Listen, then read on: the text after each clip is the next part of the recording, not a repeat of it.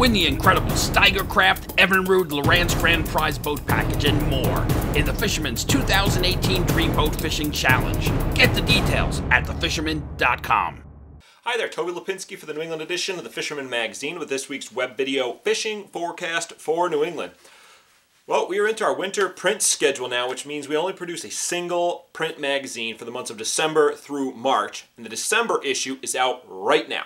This is our annual holiday gift guide, and it is jam-packed with a ton of great suggestions for you or that fisherman in your life. I myself already placed a copy on my coffee table with a bunch of suggestions noted for my family, and I suggest that you do the same, so give it a look right now. It's available print copies at your local tackle shop or online, or obviously if you're a subscriber, it has already hit your mailbox. All right, let's see. Moving on to the reports for the week, it was kind of slow overall, with much the same boat-wise across southern New England as they have been for the past few weeks, with steady action on the likes of blackfish, sea bass, and cod when the boats can get out and sail. Obviously, this is a time of year, really all winter long, but it's really important to get a few solid days of good weather strung together so the boats can both A, get on the fish, figure out what's going on, B, stay on them, and C, the water stay clean enough to keep those fish happy and biting. Got word from the Black Hawk, found some really good cod last week. They had fish to over 25 pounds landed off of Block Island. This is a great time of the year to get, when those weather windows pop up, we've got pretty much everything still open fishing-wise out there. Obviously, cod stay open, but you get black sea bass still available. You get the porgies, and you get some oddities at times. As note, there was a shot of weakfish and haddock off of Block last week, with several boats getting into some legit catches on both of these species.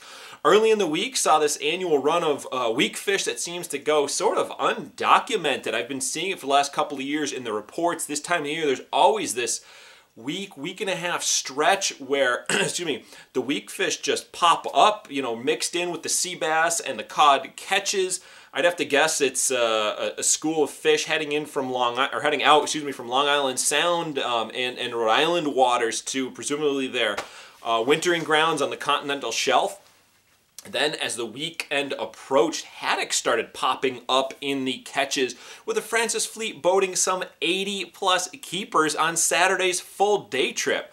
Now, haddock, if you've never tried it, is one of the best-eating fish in our water, so hopefully this becomes more of a trend than a random occurrence in this time of the year. Moving on to blackfish. Unfortunately, blackfish season closed November 28th in Connecticut waters, but it remains open in Rhode Island and Massachusetts until December 31st.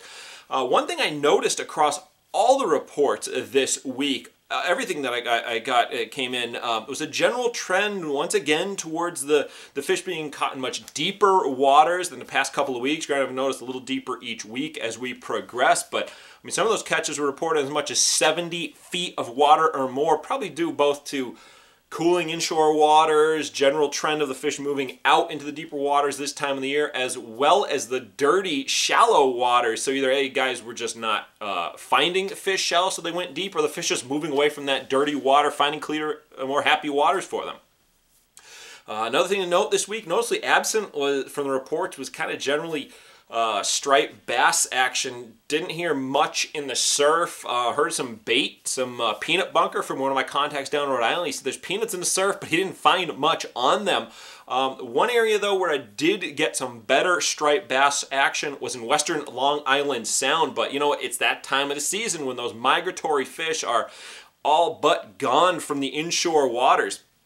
But down in Western Sound, talked to Max Finch from Fisherman's World in Norwalk. Reported getting some good action in Norwalk Harbor on stripers, fishing with his buddy Mike Itoro.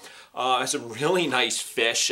Not sure if they were just staging up, if they were following some herring, what was going on, as I haven't really heard any solid herring reports or catches made in the Sound just yet. But obviously, once I do get word of that, I will pass it along to you. And then last but not least, freshwater fishing for trout remains a really good bet this week once again. Up on the Cape, Danny from the Goose Hummock Shop got into a nice solid brown trout this week, and I received pretty much good reports all over New England of rainbows and browns being caught. Just about anywhere those fish are stocked in the fall. That extra shot of fish obviously gets a few more fish to be caught, a little more active, maybe a little dumber if you want to call it that way from those freshly stocked fish, but nonetheless fun to catch. All right, well, there you have it. I am Toby Lapinski for the New England edition of the Fisherman magazine, wishing you tight lines if you head out onto the water this weekend.